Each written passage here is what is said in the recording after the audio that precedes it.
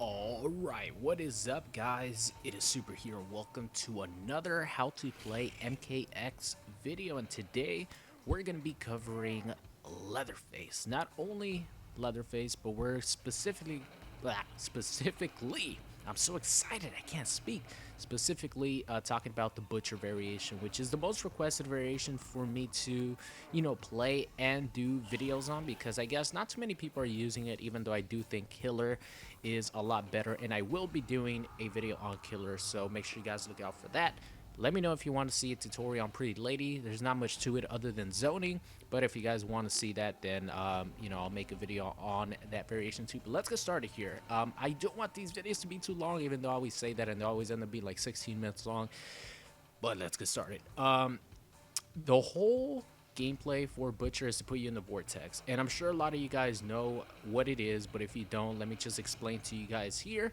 The vortex starts pretty much because Butcher has the access to an overhead and a low, and both of these are, could combo into his sparks, and once you connect your combo or your single hit, which is your forward 3 into sparks, you have the back 2 right here that leaves your opponent standing, and then you have a string that is 2-2, which is YY or triangle triangle, this one right here, and that leaves you plus 21 on hit.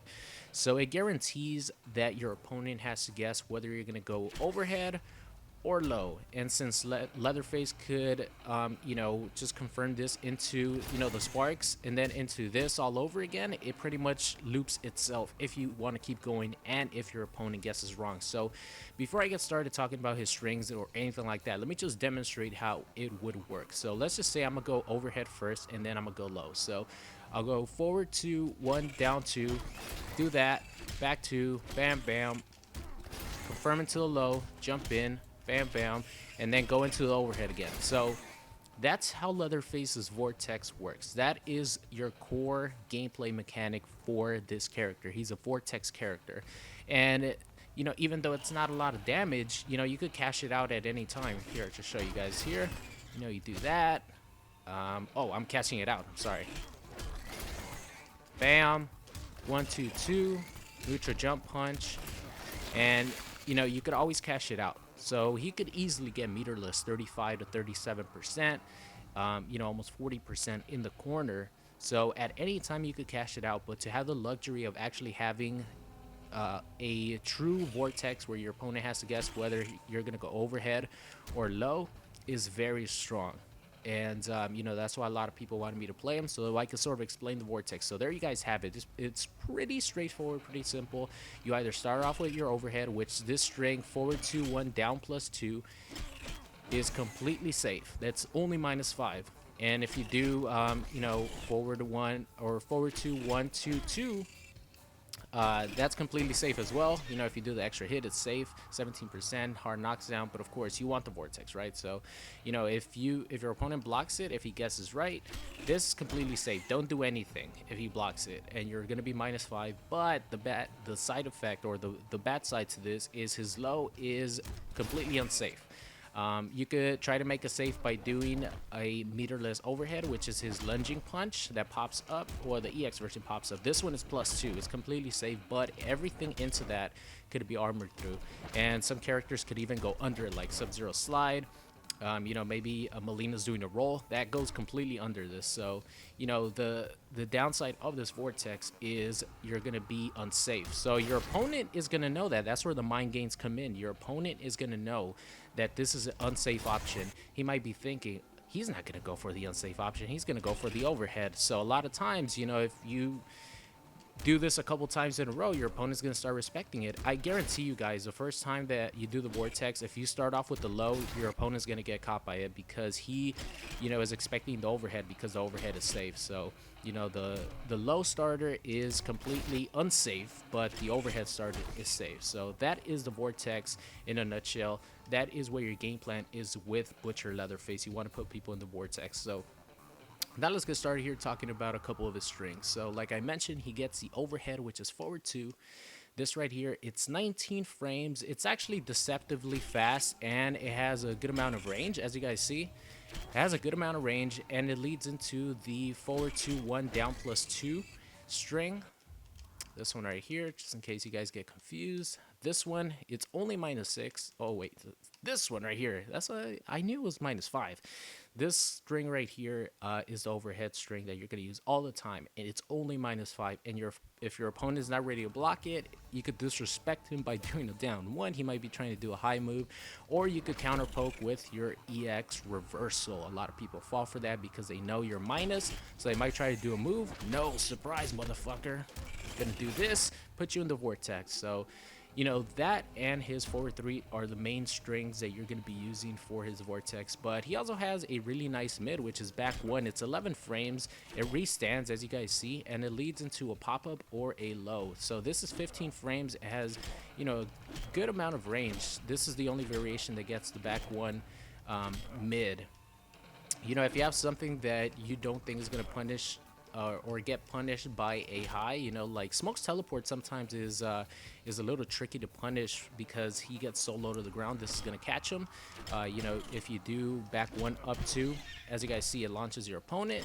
You could actually do it twice and still catch him. It's a little tricky mid screen, but you know that scales the damage a lot. So if you do catch your opponent with back 1, just do that. It's a lot easier. And you know, go into vortex, go into you know, your combo, whatever you want to finish it off. But back one up 2 is unsafe. Unfortunately, it's -16, so your opponent will be able to punish. But you do have the safer option, which is back 1 down 2. It's a mid to low, and a lot of times your opponent is not going to expect it, and it's only -8. So unless he's like ready to punish, or you know, you have Kung Lao who does EX spin, it's gonna be very hard to punish. So that is another one of his you know, positive traits that he gets here.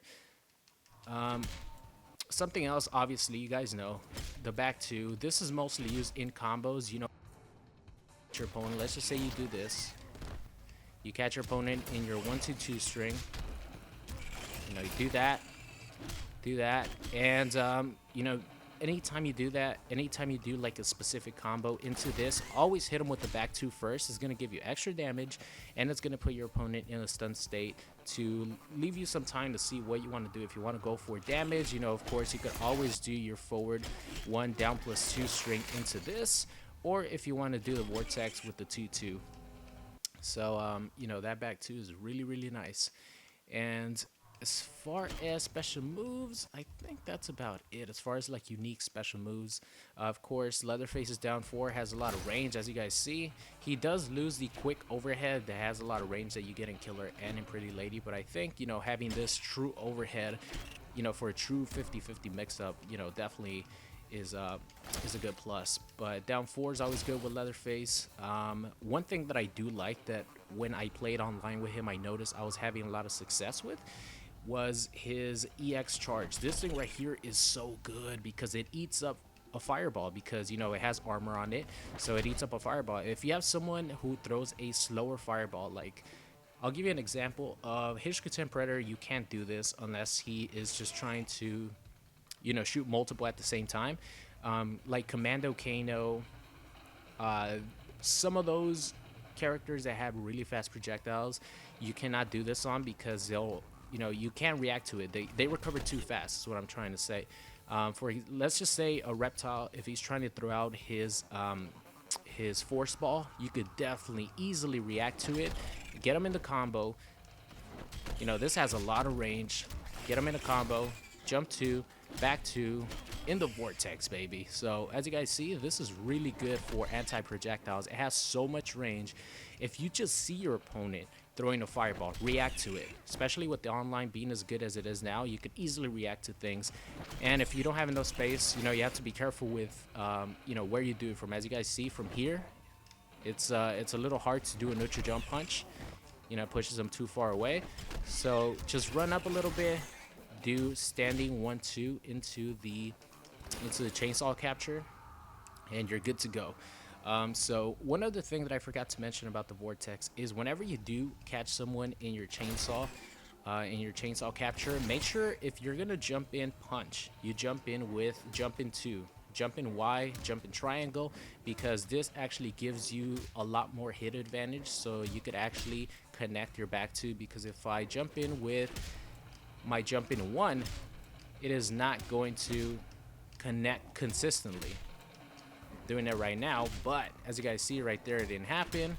You know, a deep jump in one will work, but you know, like at the tip of the range, it's not gonna work. The deep one, it does work, but sometimes, let's just say if you're all the way over here, you know, if you're all the way over here, if you do that, it's not gonna work. And you know, if you do it with your jump 2, it will work all the time, unless it fucking whips just like that. Wow, okay. You have to practice the timing, I guess. There you go. A rat. You got to make sure you do it.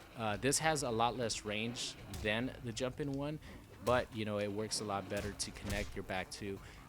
You know, whenever you jump in and you do this, you could always jump over for a little bit extra damage, but I found that, you know, sometimes it's not worth it because it gives you like 1% maybe, and it doesn't really make too much of a difference, especially if you're like right here.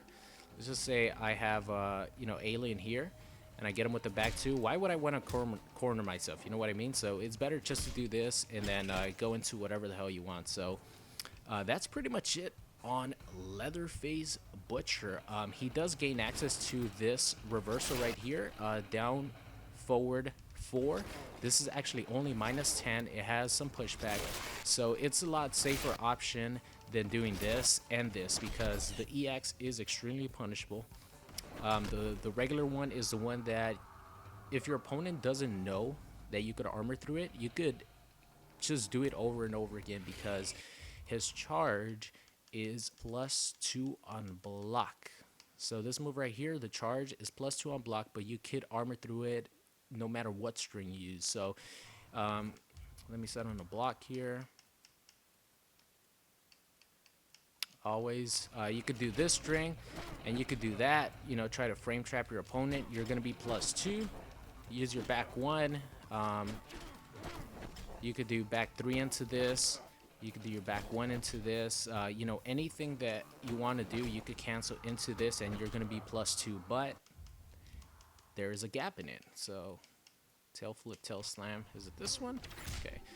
As you guys see, I'm gonna do it right now, and it has a gap in it. Easily punishable, right? Especially, you know, if you have a character like Alien right here, that's gonna easily be 25+%. So you got to be careful with that. You know, test the waters, test to see if your opponent knows about it. If he doesn't, then abuse the fuck out of it because you want to be +2, and it adds an extra layer of you know, safety to your back 3 or your forward 3 if you don't want to commit to the chainsaw capture. So other than that, guys, that's about it. I think Butcher's straightforward. You want to use your forward 2, your forward 3. Make sure you react to your opponent whenever he's throwing out a fireball. Don't let him zone you out for free because this variation can get zoned out if you don't have meter. You have to be very careful. So other than that, guys, I think I covered it all. So one more thing.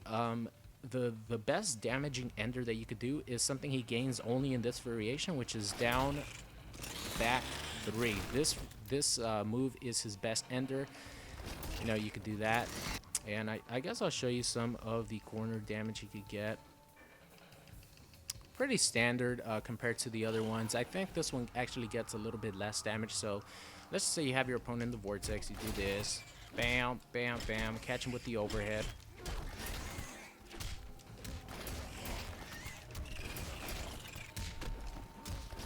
Whoops. Wait, had I captured him already? I guess you could just go into your EX, you know, if you could do something like this. As you guys see, it does 42% 2 bars. You know, he already gets enough meterless damage. So for example, I was doing this. You know, let's put him in the vortex, right? Bam, bam, overhead, capture him, bam. Let's see how much this is with the enhanced version. Damn, that combo just looks sick. It just looks awesome.